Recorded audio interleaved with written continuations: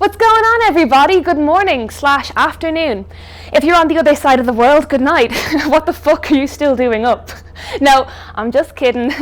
Thanks for tuning in with us today. Now, before we get into anything of real substance, I got a sort of a story about modern romance to tell you guys this morning involving my trip to work.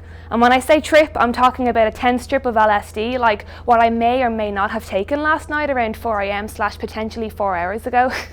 I'm just kidding. Like before, when I swore at foreigners roughly 6 seafloors away from this location. I'm on drugs, but that doesn't make this story any less true. I mean, I'm from northern Wisconsin. I've driven in hail before, but none like that looked like salamanders. But luckily, my car's German, so it massacred the salamanders fairly quickly. Still, others weren't so lucky, like the woman next to me. Her car spun out and fell into a ditch.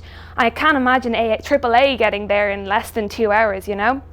And the person to my right crashed and died in slow, fiery death. I actually recorded it on my phone because it was so sad, but it can be used for something very powerful later, like showing people the magnitude of salamander hail or getting me lots more ratings so that the execs let me continue to do the live show on hard drugs. Am I exploiting anybody yet? I digress. The sun comes out and the day is better. I'm about 5 minutes from work, which is this place, when all of a sudden I hear a voice speaking to me. It was the sun? Of course, I had to confirm this truly was the sun and not the drug, so I squinted really hard and concentrated on the sun. And he was like, "You son of a bitch." And I gasped and jerked my car into another lane, crushing some salamanders in the process. "I see you, Carla." The sun mocked me at this point. The building was in view. I just needed somewhere to park. "Where's my money?" the sun demands. I try to go about my business, but I can't ignore him any longer because as I'm parking my car, he knocks on my window with a gun pointing at my head. I'm frantic because I've never been held at gunpoint before, let alone by the sun. Who knows what he's capable of? He's the sun. And I'm like, "Look, man, take this, my wallet, and go about your day. Nobody needs to get hurt here." And bang! A gunshot to my knee. I'm screaming in agony. "Why'd you do that? I gave you what you wanted." And the sun's like, "I'm not a man. I'm a woman." I said, "I didn't know that. How could anyone possibly know your pronoun?" She said, "Look at me. Do you not see my beauty? I give life. Man does not give life. Man does not warm me. I warm mankind." I was like, 1, I'm not a man. It makes sense I get your gender wrong, but it's pretty clear with me. And 2, I thought that little bit of poetry was kind of hot, especially for the sun. I told her, "Man may care, but I wouldn't mind keeping you warm late at night.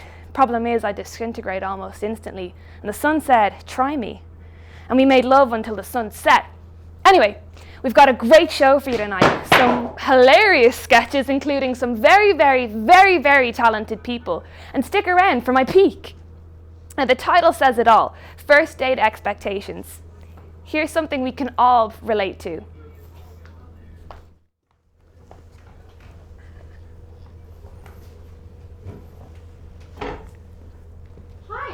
Are you Barry? Yes, Diane. Yeah, hi. Oh, wow. I've never met someone online before. This is so new to me. So about me, I'm a young-looking 28. My first boyfriend was lost at sea and found in the back of an online Hooters. I was engaged to Billy Joel from 2007 to 2008, but he doesn't know that. My chinchilla has a birthday, and I cannot see the color green. Okay, I'm gonna stop you there, Diane. You seem like a nice girl, and I don't want to give you the wrong impression, because that wouldn't be fair to either of us. Oh. So, I don't want to get to know you until after we have sex. Oh, wow. Long ago, I made a promise to my father that I wouldn't get to know anybody until after we have sex.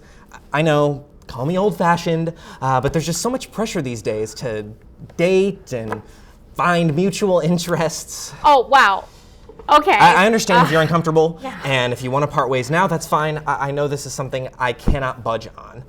It's a core part of my belief system, and that's why I wear the slut necklace. Everyone knows that I'm saving my personality for the one. Okay, but how can I have sex with you if I don't know anything about you? Like where you grew up, or what your parents are like, or what your astrological sign is. I'm specifically looking for a Capricorn or a Pisces. My last boyfriend was a Gemini, and my psychic / gym trainer / driving instructor warned me not to go down that road again. Well, Diane, I recognize and I respect your preferences, but I'm not comfortable sharing my astrological sign with someone until I hear their opinion of 13 Reasons Why. Well, Barry, I haven't seen 13 Reasons Why.